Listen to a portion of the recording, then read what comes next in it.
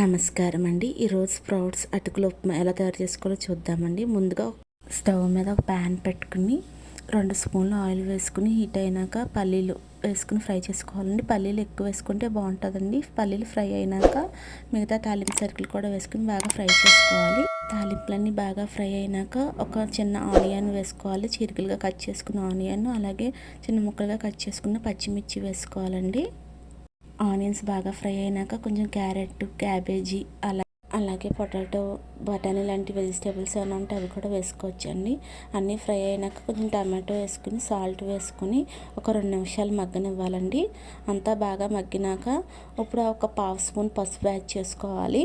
ముందుగా సిద్ధం చేసి పెట్టుకున్న స్ప్రౌట్స్ వేసుకోవాలండి. నేను ఇక్కడ ఒక కప్పు వరకు వేస్తున్నాను. దాదాపు 100 గ్రామ్స్ ఉంటాయి. ఇలా స్ప్రౌట్స్ అవైలబుల్ లేని వాళ్ళు శనగలు, పెసలు, బొబ్బర్లు నైట్ నానబెట్టుకుని మార్నింగ్ కూడా చేసుకోవచ్చండి.